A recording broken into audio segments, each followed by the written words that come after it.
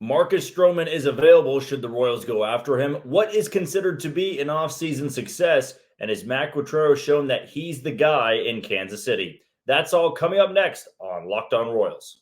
You are Locked On Royals, your daily Kansas City Royals podcast. Part of the Locked On Podcast Network, your team every day.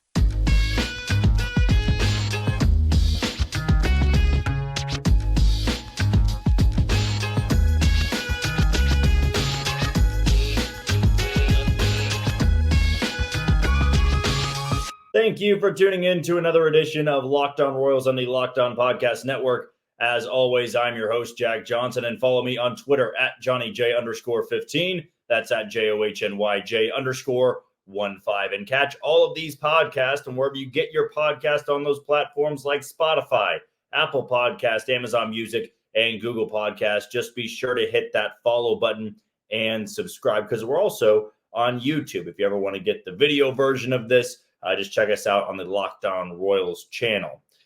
You can always, of course, catch me and send me questions, direct messages on Twitter at JohnnyJ_15. As I said, if you're a first-time listener, well, of course, welcome in. I'm sure that you're a diehard Royals fan getting some off-season content. Well, I'm just like you because I'm a diehard Royals fan as well. I do have a background in the sports broadcasting world. I work here in Kansas City at Sports Radio 810 WHB. I've got a night show once a week on 810 WHB. I've also got a morning show on ESPN Kansas City Monday through Friday. So if you ever want to get my content on things that maybe don't always pertain to the Kansas City Royals, you can check me out on all their social media websites. But when you come here, when you click on this podcast, just know that you're going to get all Royals talk for the next 30 minutes. And it doesn't matter if it's in the off season, if it's the middle of the season, it's the postseason. We're going to try to give you the best possible content out there. And it's very important that going into 2024, as we inch closer and closer, and I know it's still a ways off, but closer and closer to spring training, be sure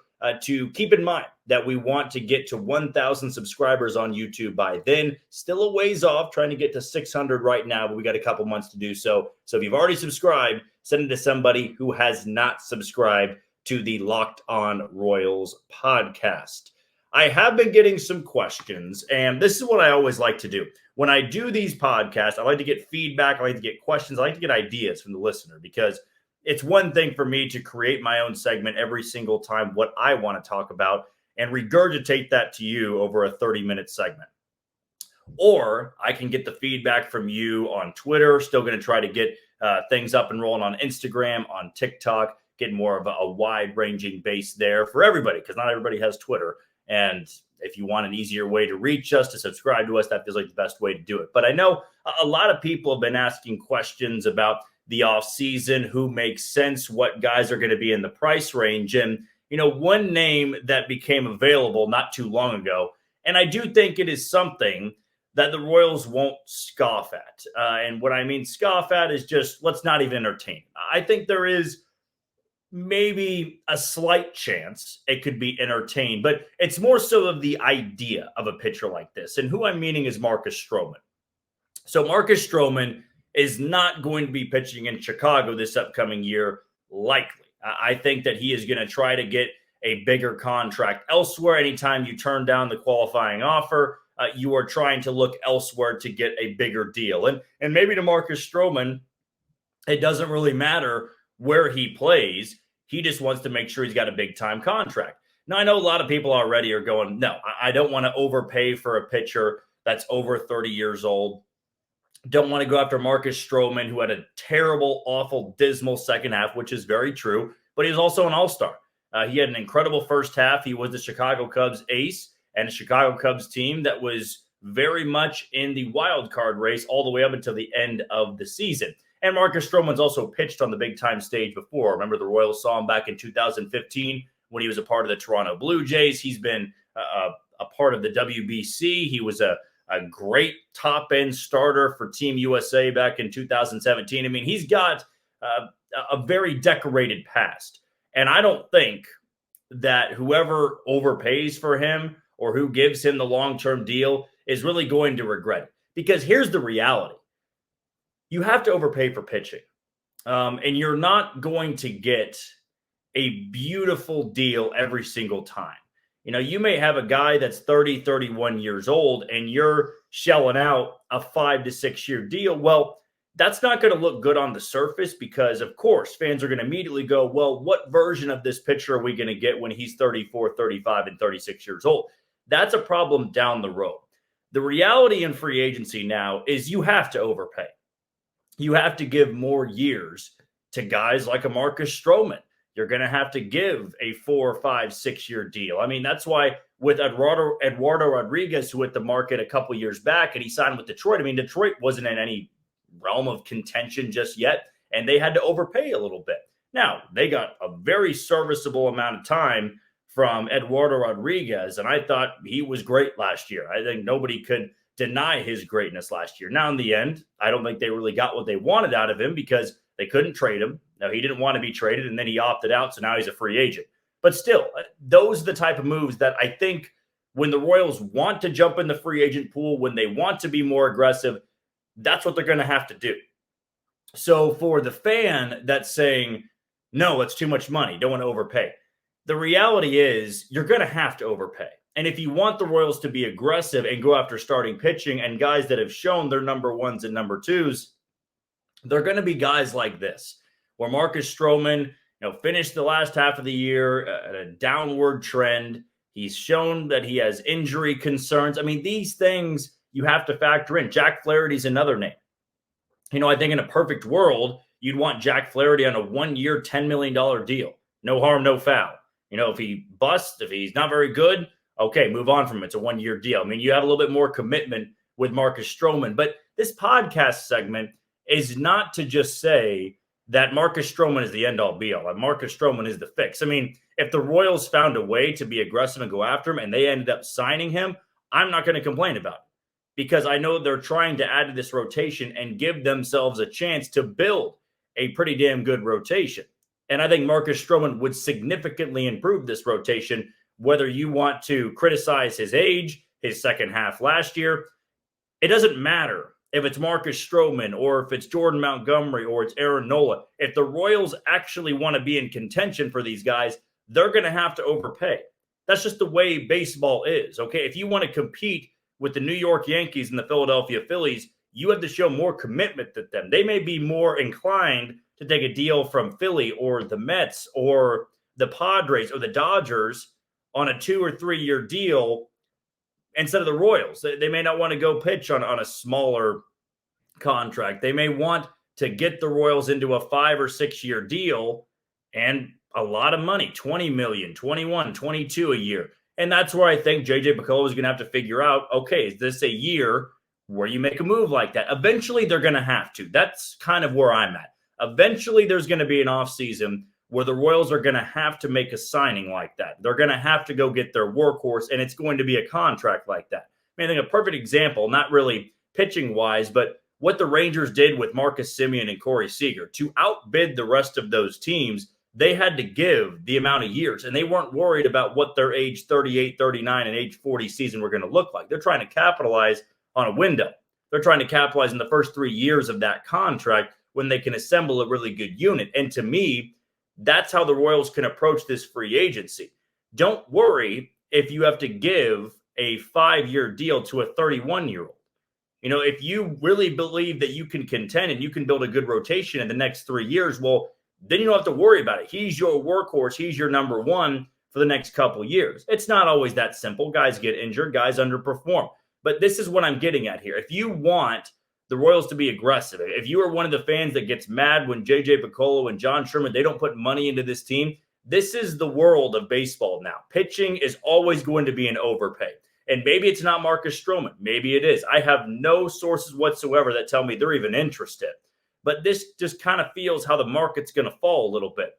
These guys are going to be heavily coveted, and there's going to be big dogs. There's going to be the alphas that spend a lot of money to get guys like Marcus Stroman. The point of this is to show if the Royals are going to go after those guys, they're going to have to commit, I think, even a little bit more than the big spenders out there. And maybe at the end of the day, they're not in the position to do that. Maybe they do want to piece together their rotation with a bunch of 4s and 5s and build around Cole Reagans and Brady Singer. Certainly an outlet to go with. I think it's unlikely that the Royals make a play on Marcus Stroman because I'm sure they are concerned about those second half numbers, injury concerns, wrong side of 30, and they're not willing to give out a 5 or 6 year deal.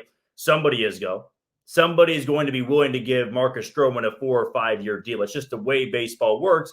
And if the Royals want to put their name in the hat, if they want to box with the others, those are the type of deals they're going to have to start doing. And here's the thing. They can afford that. They actually can. It comes down to ownership here. If you really want to put money in the team, they can afford it. Here, the Tigers were able to afford Javier Baez and Eduardo Rodriguez in the same offseason. And those were big-time contracts. But the Tigers felt like the only way we can get these guys is we commit a little bit long-term.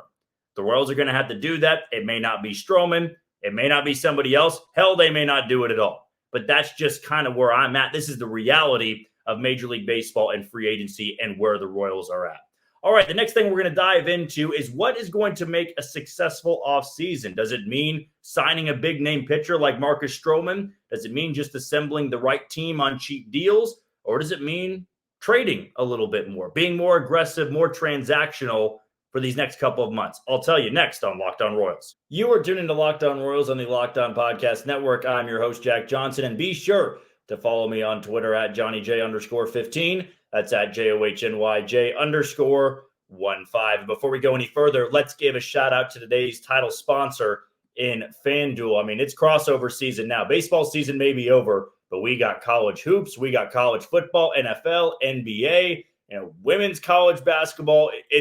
The sports are endless right now. So what do you need to do? Well, let's make some sports bets. Let's get into the sports betting world. And if you're going to do that, you need to join FanDuel today. So score early this NFL season with FanDuel, America's #1 sportsbook. Right now, new customers get $150 in bonus bets with any winning $5 money line bet.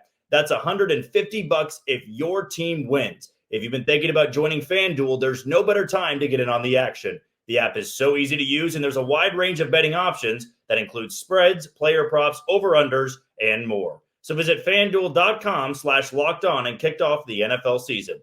FanDuel, the official sports betting partner of the NFL. There's going to be a lot of different, I would say, ideas of this Royals offseason. And, it's funny. I'm trying to think of the words at the top of my head about how I would describe the message going into the offseason. Because there's going to be people that believe one thing. There's going to be people that believe another thing. There's going to be people that kind of come to a common ground on what is going to be desired from this team. Because I think what everybody can agree on is you don't want to go through another season like 2023. You don't want to be out of it by April. You don't want to see this team with 40 wins in the second half. You want to see this team competing from the time they get off the grass, out of the outfield grass, and surprise Arizona and make the trek back to Kansas City for opening day against the Minnesota Twins. You want to see that competitiveness start there and end all the way at the tail end of September. That's what you're going to hope for in 2024. So that's where I think the common ground is right now. Nobody wants to go through another evaluation year. That seems like a lost cause at this point. You're going to lose a lot of support from the fan base if you sit on your hands again and run out the exact same group, which I don't expect them to do. I think this Royals team is going to be looking in different areas to improve their team. I don't think they're going to be looking at the big stars, the big free agents, because they also had a little bit of success last year and looking where nobody else was. They got James McArthur from the Phillies. They got Cole Reagans from the Rangers. They got Nelson Velasquez from the Cubs. They found pieces like that significantly helped their team. At the same time, those aren't always going to work out. In a year where you lose 106 games, of course those moves are going to look good because the guys you've been running out there haven't been that successful. And when they haven't been that successful, it's easy to shine. Now, I'm not trying to take away what Cole Reagans, Velasquez, and McArthur did because, baseball-wise, just simple numbers, simple stats, analytical data, or eye test, they passed it all. They were above average major league players. But they were also playing in low leverage spots. They were playing in low leverage moments. So the message should be, how do we get them in the high leverage moments? When you're pitching in June and July, and these games matter. They're not just to make you feel good leaving the bar one night, watching the Royals. Oh, you had a couple beers, you watch them win a game. Oh, that feels good. But I also know this team's 30 games under 500. You want to get past that point. You want to be engaged. You want to know when the game times are and stick with it for all 9 innings. It doesn't always happen in baseball, but for this team next year, that should be the goal, to keep everybody engaged the entire year. Not just, oh, I didn't even know the Royals were playing. I don't even know half the guys in this lineup. You don't want that again. And so to get to that point, to get to JJ Picollo's 80 to 85 win threshold, which has kind of been our theme on the show, continuously going back to it, how do you get to 80 to 85 wins? Well, I think you need to take more of a cutthroat approach. You had an evaluation year for 162 games. That's enough to know who a player is and who a player is not. Okay, to me, I feel like you have an infield that's pretty much set. You're going to have Maikel Garcia at third, Bobby Witt Jr. at short, Michael Massey at second, Vinny Pasquantino back at first base. I'm assuming, unless you move on from Salvador Perez, he's going to be behind the plate. But the outfield, it's got to be a little bit more cutthroat to me. If you really think this team can get 24, 25, up to 30 games better, you really have to make a lot of changes. And I know a lot of it's on the pitching side of things. To me, a successful offseason is adding, just to put a numbers part of this on it, I would probably say to add 2 guys to the rotation and not just a bargain shopping, no bottom of the barrel, minor league deal guys. No, I'd like to see some investment. I'd like to see a 2-year deal, a 3-year deal for 2 pitchers out there to pair alongside Cole Reagans and Brady Singer. And that 5th spot can be competition in spring training. But I want at least 4 spots set going into Surprise coming up in a couple of months. As for the bullpen, I'm taking James MacArthur. I'm taking John McMillan. I'm taking, let's go Carlos Hernandez. And let's go Colin Snyder, because I'm hopeful from what his offseason plan has been with Tread Athletics that he's going to look a little bit better. Then I want 3 or 4 new guys to the bullpen. And again, not a bargain bin shopping here. I'd like to see an effort after a Phil Maton, a Ryan Stanek, going after guys that can be decent relievers in that bullpen. Matt Moore is another name that comes to mind. All affordable. Robert Stevenson. Adding 3 or 4 guys to the bullpen. So that's what? 5 arms to your team, to your rotation, to your bullpen, combining that together. I think a corner outfield bat makes a lot of sense. I tweeted this out today, and of course, always follow me on Twitter at JohnnyJ_15. I think a bat like Michael Brantley makes a decent amount of sense. I mean, he's only played in like 79 games over the last 2 years, but he's always been a Royal killer. I think he's a pure hitter. He's a mature hitter, and I think he'd help this lineup out a lot. He was playing in the later stages of that Ranger series, in fact, the entire postseason, but coming up in big-time moments, not always coming through, but the Astros still valued Michael Brantley after missing the entirety of that season coming off shoulder surgery. So Michael Brantley, I think it's kind of primed for a bounce-back year. His market value is around $9 million. So you could throw a 1-year deal at Michael Brantley for 1 year, $9 million, add him to the lineup. You could start him in left field, and you're not really mixing and matching your lineup that much.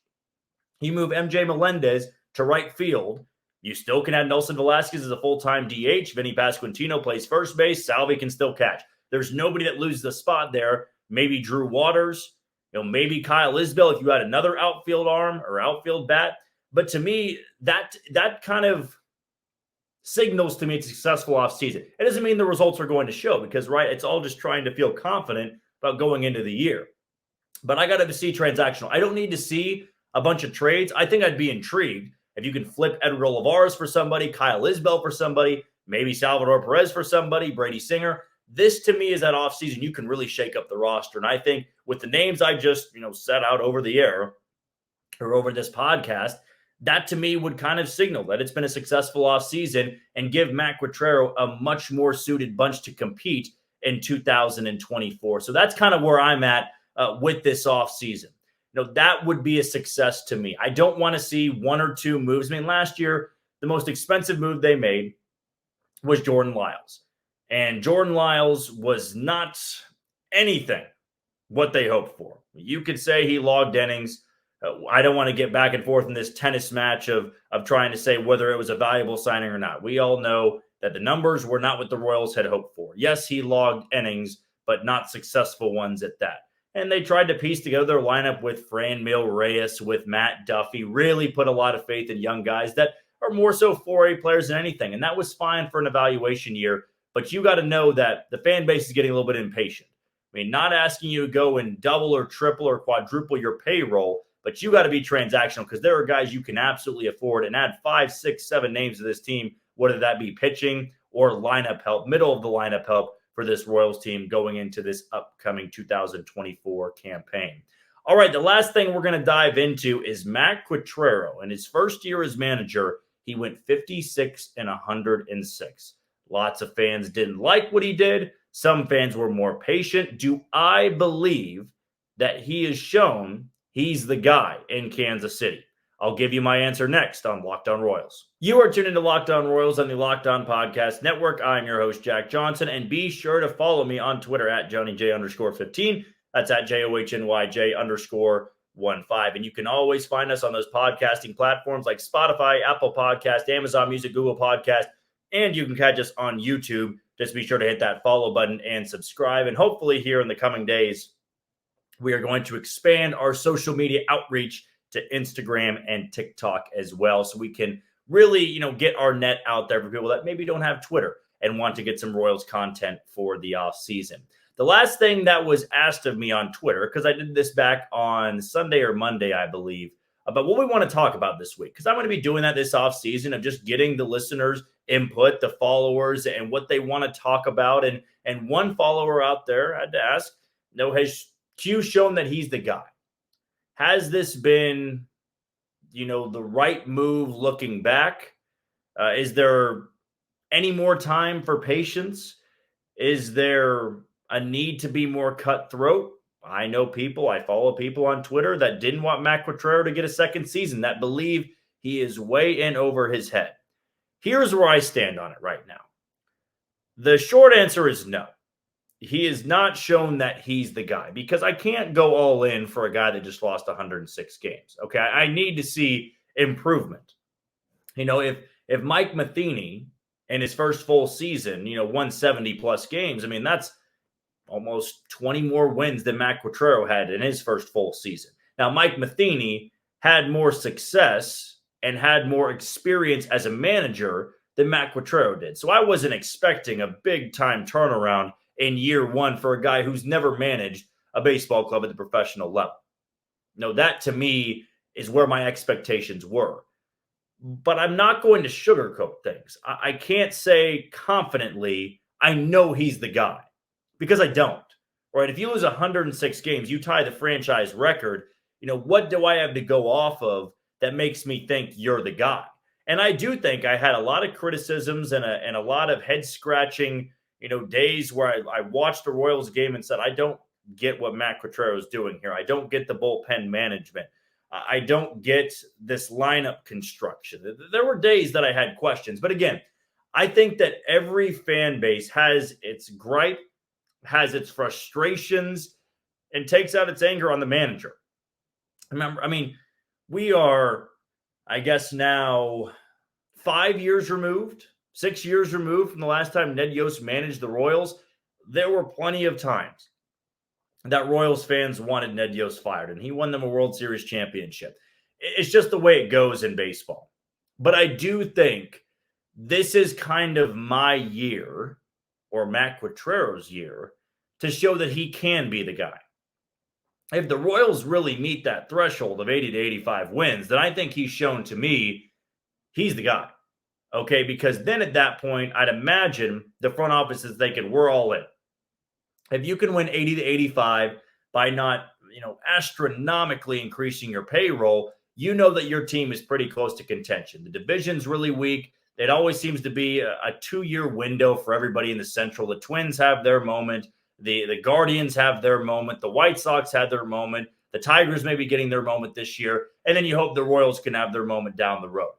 But to me, that's what's going to need to be evaluated this year. You evaluated the team last year. Now I think this year is more so the evaluation of Matt Quatraro, because he does have to show he's the guy if he wants to stick around. We see in baseball all the time now, teams being way more cutthroat with their managers. If you don't win them a certain amount of games by year 3, they're going to move on from you. Now, it also comes down to expectation in those cities. I think St. Louis has much higher expectation than Kansas City does. That's why we saw Mike Matheny get canned.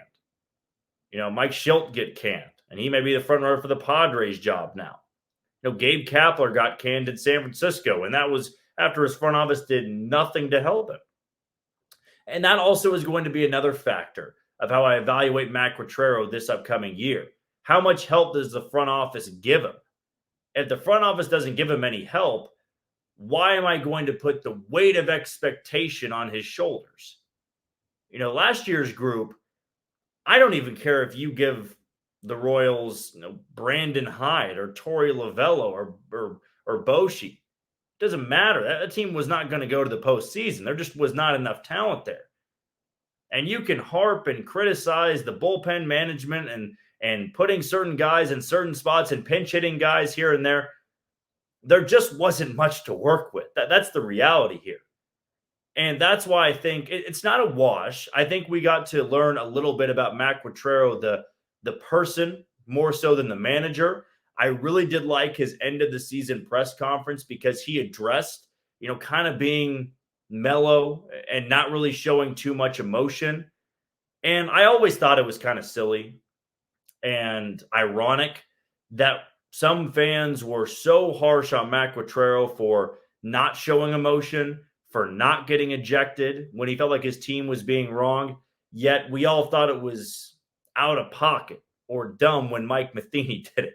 Like when Mike Matheny showed all the emotion, it was, man, Mike Matheny's he doesn't know how to handle a team like this. And he's just getting ejected left and right. And I don't think anybody could ever deny the passion that Mike Matheny had for the Royals. I think that he really wanted to work here, but it just wasn't the right mentality for a team that was rebuilding. I think Matt Quatraro was the right mentality for a team like this. He knew it was going to be ugly.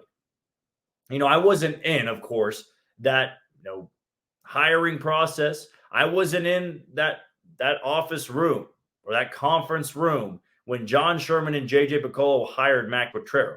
But I could tell you that a hunch I have is they informed him, hey, we're really happy this is your first year to manage a big league ball club, but it's going to be really ugly. And if you can take the brunt, if you can take all the heat the fan base is going to give you, we believe in you that you can be the guy to turn things around. I mean, I always look back to when the Royals hired him. It was the right move. You go after an organization that I think the Royals have tried to model themselves after, at least the last couple years, maybe just the last year because they're not anything close to Tampa Bay. But that feels like the best possible way you can get back to being a contender, not spending a lot of money, having a really good scouting department, taking the analytical approach, getting into modern day baseball, and not living into the Stone Age. Now, that to me felt like the right move at the time. When you have that right move and you go about it in a certain way where you're trying to build this team, build a winner, and not misjudge your window. No, the Rays felt like the right pick, and they went with Matt Quatraro, and I still stand by that pick. I'm not willing to pull the plug, to chop the head off already for 1 year, because then it shows to me John Sherman never had a plan in place. J.J. Picollo never had a plan in place. You abandon a guy after 1 year. I don't think anybody else would want to come here. It's like I get 1 year to turn this team around without much money to work with. I don't want to come here. But year 2 is going to tell me a lot more. Year 2 is going to be that one type of game-changing, franchise-changing, pivotal moment in this rebuild. If the Royals don't improve, he's not the guy. I mean, if you only win 4 more games, 5 more games, I don't care if you didn't even spend a lot of money. It can't be as bad as last year, and that's where I'm at with Matt Quatraro. No, he has not shown he's the guy just yet, but he's got a chance to show he's the guy coming up in 2024. Well, that's going to do it for another edition of Locked On Royals and the Locked On Podcast Network. I've been your host, Jack Johnson, and be sure to follow me on Twitter at JohnnyJ_15. Tomorrow, we're going to look at a couple more free agent options for the Royals, and if it were to make sense, and why I'm very confident that the Royals aren't taking any at-bats from guys that I have a list of, and it's only 4 guys on this team, but I'm going to tell you why I don't think the Royals are signing anybody to give them relief or to give them depth at that position. But that'll be coming up tomorrow on another edition of Locked On Royals.